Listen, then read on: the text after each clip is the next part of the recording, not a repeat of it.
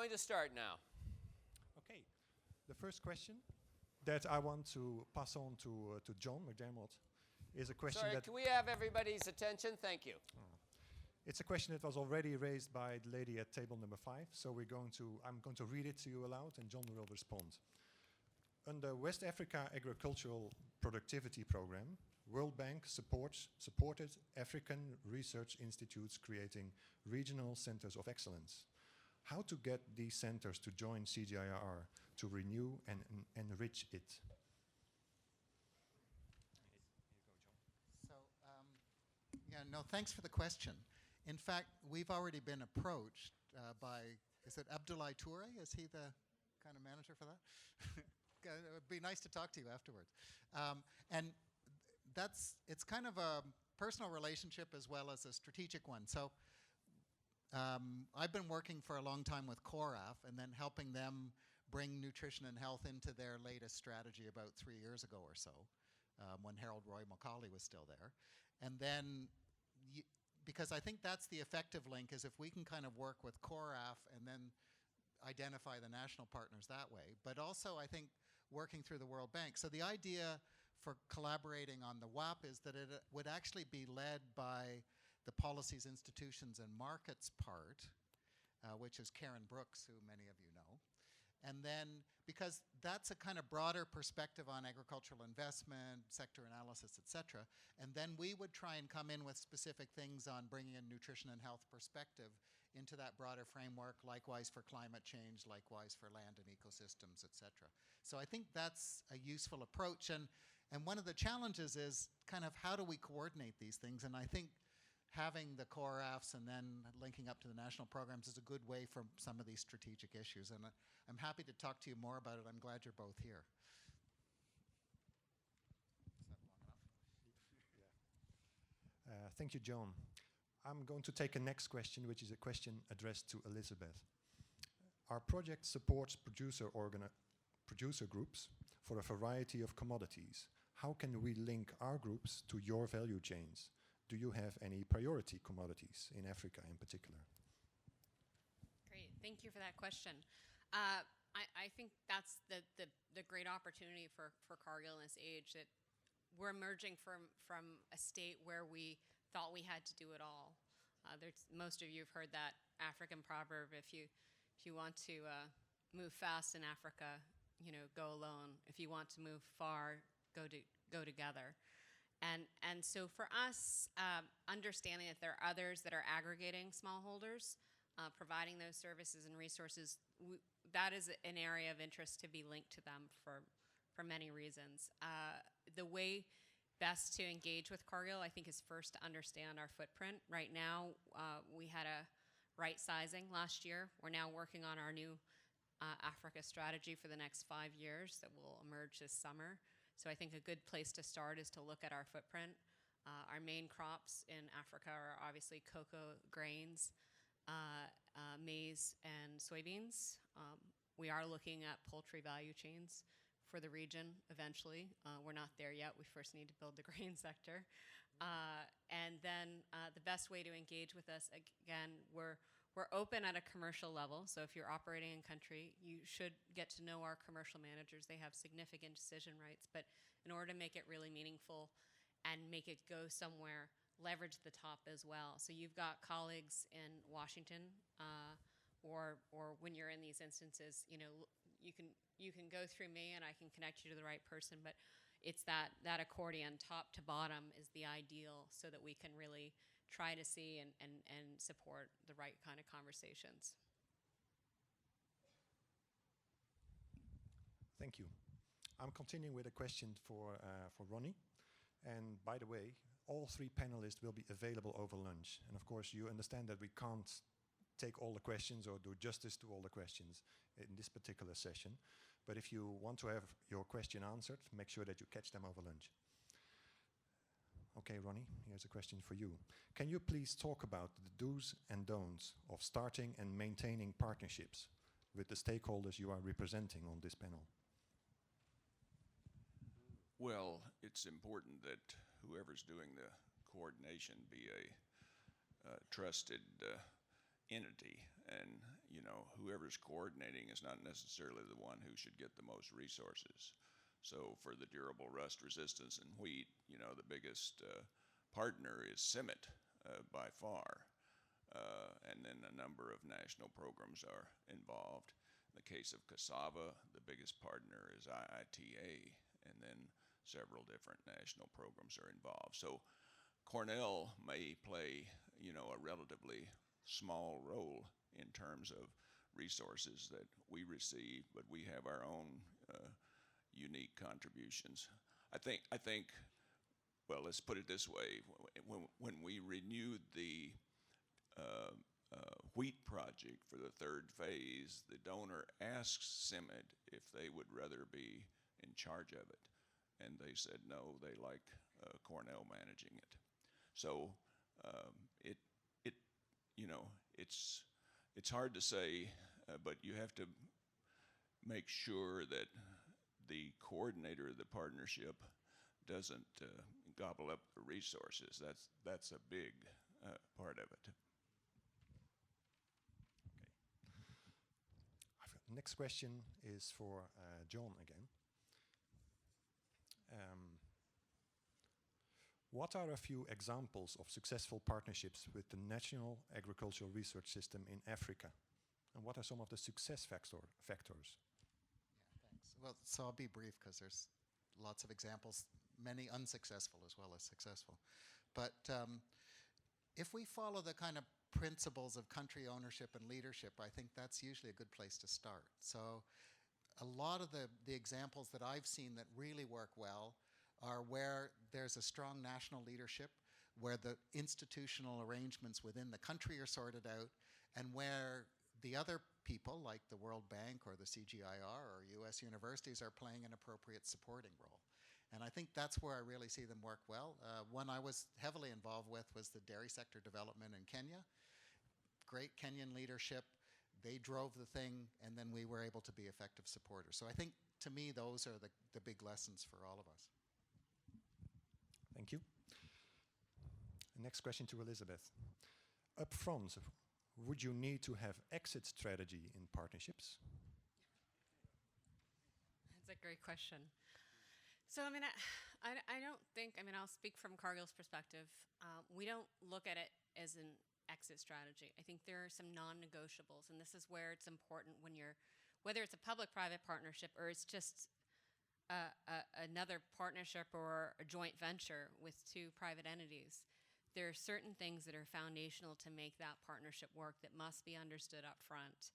And for us, in many of these PPPs, and particularly when they're on the large scale, the type that the bank would be interested in, where you're part of a larger transformation agenda, we're typically bringing not just the market, but we're willing to do value-added investment in these countries. So for Cargill to go into one of these bigger partnerships, it's really upfront, and we communicate this to not just donors but to governments that, and this is because we've learned this the hard way. If we cannot have a guarantee that we will have access to raw material supply to run that value-added investment, and if we do not have access to water, power, and gas, we can't come. Unfortunately, we've been in an instance in India where we actually built a processing facility, and guess what? The power never came and was off the grid, and it was a very costly mistake. And so, we go in this traveling hopefully. That's our ambition. But there are also some things that, in order to manage the risk of the private sector investment, are fundamental. And if those aren't met, that's the exit. A question for Ronnie. Climate-smart agriculture and sustainable development in the developing countries require low-cost, locally adaptable technologies. To what extent is LGU, that's the land-grant universities, are you prepared to handle this challenge, the challenge of low-cost, locally adaptable technologies? Well, one example would be with the Agricultural Innovation Partnership, where we facilitated a lot of South-South engagement with India and Malawi, for instance. The AIP partnership in Malawi brought in a lot of seed processing equipment that was appropriate for that area, for example. It's true that, you know, our universities have gone out of the what you would call the small scale equipment business and so forth. We no longer have ag engineering departments. We have biological and environmental engineering and so forth. So often our role is on the, you know, upper end, as in, say, genomic selection and so forth, where we're doing innovative breeding techniques, things like that. So we need good partners in that area to deliver, and I think we've been successful in identifying them. Thank you. Here are two questions who are related, which I will ask John to respond to. How can you upscale the application of system approaches, such as scenario planning, across your partners and programs, looking at drivers, barriers, and leverage points within agro-ecosystems? And secondly, what does it need to upscale systems thinking in people with a specific technical approach or technical mindset? Yeah, challenging issues. But this kind of how we look at multi-scale approaches and how we do them is quite important, I think. So there's obviously a lot of general lessons that can be learned across countries or across subnational areas in countries. And I think it's important to do those. And, you know, with kind of comparative analysis and things like that. And that's an important thing that, you know, the CGIAR or the World Bank has to be involved with. But the problem is that a lot of the things we're very interested in doing are context specific. And I think it's very useful then to bring the different technical players, including private sector, involved into those more tangible discussions about what happens in a specific country, et cetera, around food systems.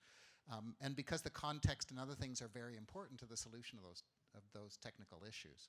So I guess that's a general answer. I think there's a lot in the food systems approach of kind of trying to break it down into what are the kind of global lessons. And I think there's so many discussions about drivers and leverage points and stuff globally. I think the real translation now is there's a real lack of kind of information and evidence of what happens in countries and in important regions in countries, where we just have to get on with a few priorities, start working with partners, and then that will make it work. Thank you. A question to Cargill. How useful do you find private sector platforms for consultations? Would expanding these be useful for more effective PPPs? That's a good question. I don't know if we've fully come to a firm point of view yet. There are a number of them specific to agriculture. There's some that are about the larger development. Some of them go hand in hand, concurrent meetings. Anecdotally, from the Cargill perspective, these meetings are really helpful for both getting an understanding of the markets that we don't know. Who are those leaders? So for markets that we're looking at or exploring, they're very powerful. Some of them are also, when they are focused and anchored in agriculture, and you are really having a healthy aspect, and you have invitees that are from cross sector of the private sector. That's really powerful, because then those people that are in that space that are driving the private sector engagement have the opportunity to engage with peers at other companies, and it may be a longer play for the public-private partnerships, because you need those origin governments, those governments that are wanting to be at those forums, looking for direct investment. They do take time, and even well-intentioned efforts, the capacity issue slows down deals. So what you find is that a lot of these forums actually become a crucible for actually private investment. You know, so the same intent is to catalyze private sector investment in agriculture in certain regions, whether it's Africa or other other markets. That's happening. So we think they're valuable, but I can see from some perspective there's a questioning because that hope for the PPPs is not yet clear. But what's happening on the periphery at the coffee breaks is really fascinating. Stephen, how are we doing? 5 minutes. Okay. I'm going to take the liberty to ask a last question to the whole panel, and we'll just see who picks up the question. This whole week is about tomorrow's agriculture. You've been looking at future developments and trends and scenarios and all that. And I want to ask the question to the panel, where do you see the role of partnerships developing in the future, given all these trends? How do you see partnerships changing, or where do you see kind of new emerging business models coming? Who wants to take that question?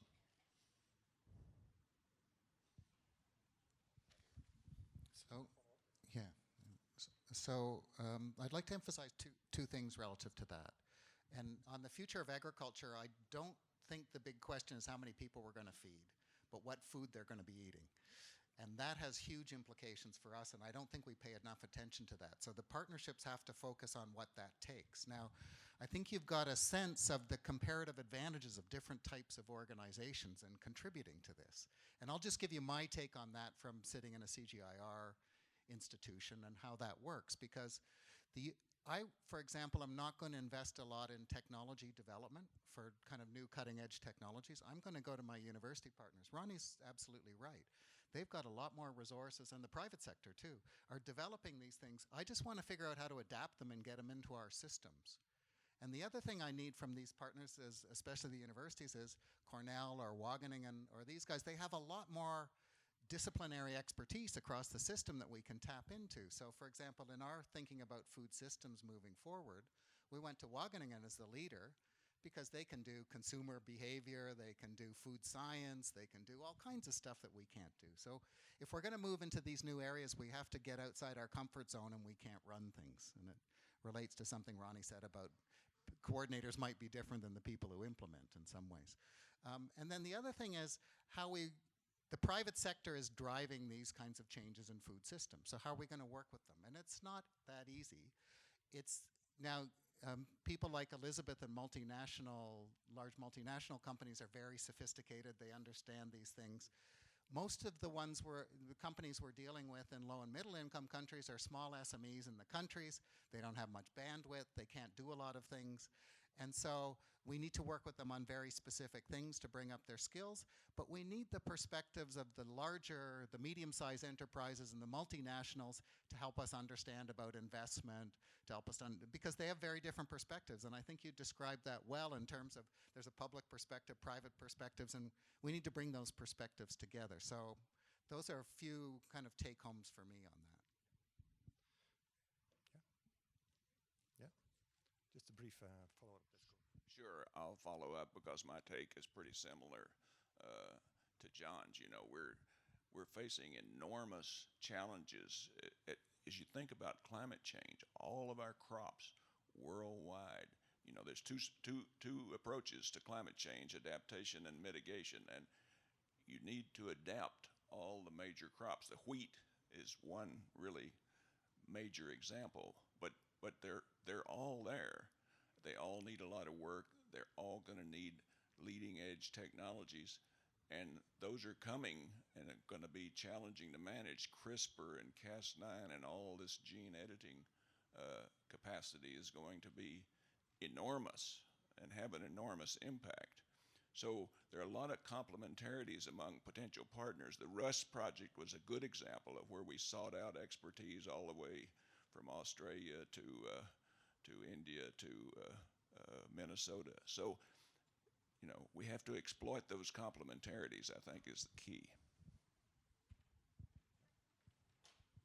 I mean, I think I would echo these comments. It's the challenge is great. We do know that the future is just going to continue to be uncertain and constantly changing at a pace that most of us are still struggling with.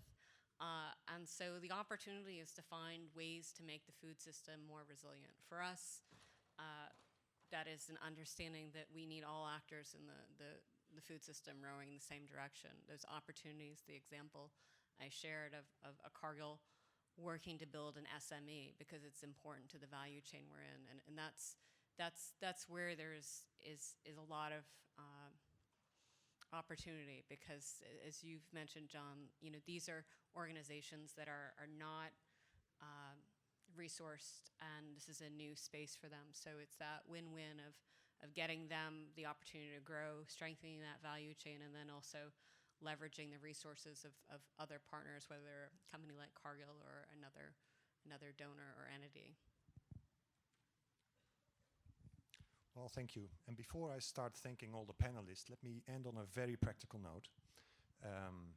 If you're ready to kind of dig a little bit deeper in the matter of how to design and facilitate partnerships, next week on Thursday in the afternoon, that's 16th of March, there will be a session at the bank that I will be kind of leading together with Wijnand van Ijssel. And Wijnand, maybe you can wave your hand so people know you. So that's an opportunity. There are still some open slots for that training. I will walk you through the book, but we'll definitely also going to help you work on your own cases. So come with whatever challenge you are currently facing, and we'll see what we can do. So that's starting at 1:30. And I really want to thank you for your insights, your time, and also kind of the improv with responding to questions that were fired by the audience. So thank you, John, and thank you, Ronnie, and thank you, Elizabeth. Let's give them a hand. And thank you, Herman. Let's stand up and give them a round. Thank you, Herman, for excellent moderation. Now, ladies and gentlemen, as we're getting ready to go out for lunch, we have an hour. You can have a conversation with our colleagues here. We're coming back. We're entering the Shark Tank after lunch. That means we have 6 ASAs who've made it to the final. They are going to be judged by a group of judges, the chief economists, yes, the sharks. And they're going to decide which one is going to win. So come back for that. We'll try not to have too much fun. You have an hour. We'll see you in an hour. Be energized, and we'll have a good afternoon session. Thank you very much.